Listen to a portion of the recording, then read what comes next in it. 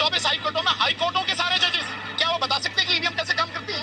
मैं लिख के दे रहा हूँ कि वर्तमान में चीफ इलेक्शन कमीशन जो है वो और चीफ इसके अलावा जो दोनों कमीशन है वो भी नहीं बता सकते कि ईवीएम कैसे काम करती है। तो शर्म नहीं आती कि ईवीएम का पता नहीं कि कैसे काम करती है और उसी व्यवस्था से चुनाव हो रहे हैं, जिस व्यवस्था को 99% लोग जानते ही नहीं है कि ये कैसे काम करती है, उससे चुनाव हो रहा है। केवल ईवीएम नहीं, चुनाव पूरे देश में एक ही दिन में होना चाहिए। इलेक्शन कमीशन ऐसा होना चाहिए कि प्राइम मिनिस्टर के खिलाफ भी कार्रवाई करने में झिझके नहीं, डरे नहीं। प्रधानमंत्री देखता है कि कहां से ईवीएम की। इलेक्शन कमीशन ऐसा होना चाहिए कि प्राइम मिनिस्टर के खिलाफ भी कार्रवाई करने में झिझके नहीं, डरे नहीं। तो इस बात की उम्मीद की जाती है, लेकिन इसमें जो कमी है वो कमी ये है कि वर्तमान में जो चीफ इलेक्शन कमीशन है, जिसको 24 घंटे के अंदर वॉलंटरी रिटायरमेंट लेने के बाद में 24 घंटे के अंदर चीफ इलेक्शन कमीशन बना गया, उसको भी हटाना बहुत जरूरी है। और केवल उसको नहीं, बाकी दो जो है उनको भी हटाना बहुत जरूरी है।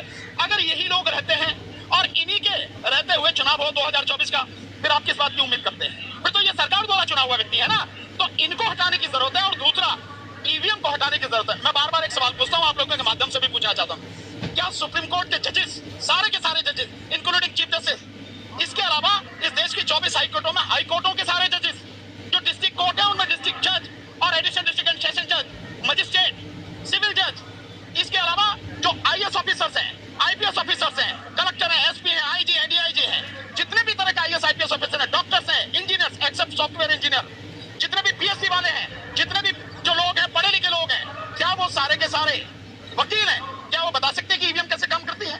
मैं लिख के दे रहा हूं कि वर्तमान में चीफ इलेक्शन कमीशन जो है वो और चीफ इसके अलावा जो दोनों कमीशन है वो भी नहीं बता सकते कि ईवीएम कैसे काम करती है। तो शर्म नहीं आती कि ईवीएम का पता नहीं कि कैसे काम करती है और उसी व्यवस्था से चुनाव हो रहे हैं, जिस व्यवस्था को 99% लोग जानते ही नहीं है कि ये कैसे काम करती है, उससे चुनाव हो रहा है।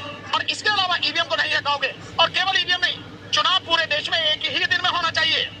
हमारे पास संसाधनों की कमी नहीं है, न मानवीय संसाधनों की, न पैसे की। तो एक ही दिन में चुनाव हो और 4 घंटे के बाद में काउंटिंग शुरू हो जानी चाहिए। ये नहीं हो कि 8 बजे में चुनाव हो रहा, मतलब बेईमानी की मिसाल आप पहले बिछा दे रहे हैं। 8 बजे में चुनाव हो रहा, 2-2, 2.5 महीने चुनाव हो रहा, 1.5, 2-2 महीने वो रखी रहती है मशीनें, तब उनकी गिनती होती है। और गिनतियों में भी गिनती जो हो रही है उस पर्ची की नहीं हो रही, जिस पर्ची पर देखकर आप ये करते हैं, हाँ भाई मेरी वोट इसी को गई है, वीवीपैट की पर्चियों की गिनती नहीं हो रही। तो एक चीज नहीं, बहुत सुधारों की जरूरत है, और जब तक ये सारे नहीं होंगे तब तक चुनाव प्रक्रिया सुधरेगी। तो वकील साहब के आपका आंदोलन कामयाब हो रहा है, जिस प्रकार से मोहन भागवत, मैंने आपको बताया, बयान देने लगा था जिस प्रकार से।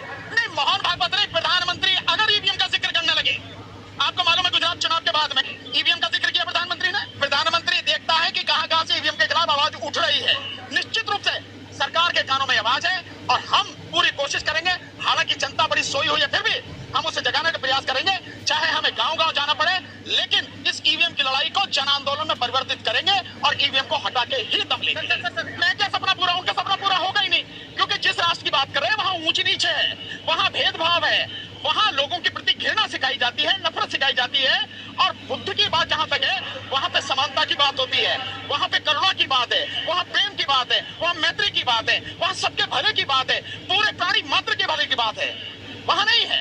हम चाहते हैं कि इस देश के लोग जो हैं, विशेषकर बहुजन समाज के लोग, बुद्ध की वाणी को समझें, बुद्ध की शिक्षाओं पर उनका आचरण करें और बाबा साहब डॉक्टर अम्बेडकर द्वारा बताया गया जो रास्ता है उस पर चलें, तभी उनका कल्याण होगा, नहीं तो विनाश को कोई नहीं रोक पाएगा। वो लोग कह रहे पहले अम्बेडकरवादी विरोध करते थे हमारा, अब ये पिछड़े भी विरोध करने लगे हैं। नहीं, वो पिछड़े धीरे धीरे समझ रहे हैं कि सही मायने में उनकी विचारधारा ही अम्बेडकरवाद है।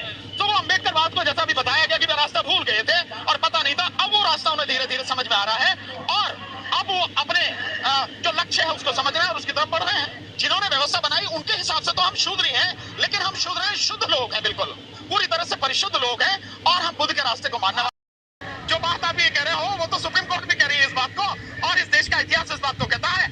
और मैं न हिंदू था न मैं हिंदू हूँ, मैं बुद्धिस्ट था और बुद्धिस्ट हूँ। और बाबा साहब की बात भाषा में कहूँ तो मैं भारतीयता प्रथम पे और अंततः भारतीय हूँ। कहा जा रहा है कि आप पिछड़ों को पूरा कर रहे हैं। नहीं, हम रास्ते पर लाने का प्रयास कर रहे हैं, ये शब्द तुम्हारा है। हिंदुओं को कमजोर करने की साजिश है आप लोगों को। वो मजबूत कब थे भाई? जिस देश में प्रधानमंत्री हिंदू, राष्ट्रपति हिंदू, सारे मंत्री हिंदू, मुख्यमंत्री हिंदू, गवर्नर जो हिंदू, सुप्रीम कोर्ट में हिंदू, हाई कोर्ट में हिंदू, नीचे डिस्ट्रिक्ट कोर्ट में हिंदू, सब जगह हिंदू हिंदू, फिर भी कह रहे हिंदू खतरे में, तो वो तो डरे हुए तो पहले से ही है। विरोध करने लग जाते हैं ना। अबे हम तो सही बात करेंगे, वो गलत काम करेंगे तो उसका विरोध करेंगे ना हम। रामचरितमानस का भी विरोध कर रहे हैं आप लोग? नहीं, हम मैंने कब कहा रामचरितमानस का विरोध? लेकिन एक बात बताओ, अगर कोई ये कहेगा, इतना अपमान करेगा, ढोल शूद्र पशुनारी, ये सब ताड़न के अधिकारी, तो बाकी सब किस बात के लिए है? आप देखिए पूरी मानव जाति को आप कलंकित करने वाला जो है एक दोहा लिख रहा है और उस व्यक्ति को आप कह रहे हैं कि इसने बड़ा बढ़िया काम किया। अगर आज की तारीख में होता ना तो SC एक्ट में बंद हो गया होता, जेल में जमानत नहीं होती है। निकाल पा रहे सारे ब्राह्मण यही कह रहे हैं। देखिए क्या नहीं निकाल पा रहे? बहुजन अर्थ नहीं निकाल पा रहे ठीक से। ऐसा ब्राह्मण इतना समझदार नहीं हुआ, इतना बुद्धिमान नहीं हुआ। बाबा साहब डॉक्टर अम्बेडकर से उदाहरण समझ लें। हम सब जानते हैं कि किस चीज का अर्थ क्या है और हम सही अर्थ निकालते हैं। संविधान में यार मैंने तुमने संविधान पढ़ा नहीं है। संविधान में हिंदू राष्ट्र किसी राष्ट्र की बात नहीं है। India that is Bharat, Bharat की बात है। और भारत में सभी धर्मों के लोग रहते हैं, रहते रहेंगे। यहाँ हिंदू भी है, बौद्ध भी है, जैन भी है, सिख भी है, ईसाई भी है, पारसी भी है, सभी लोग हैं, सिख भी हैं, सभी लोग रहेंगे।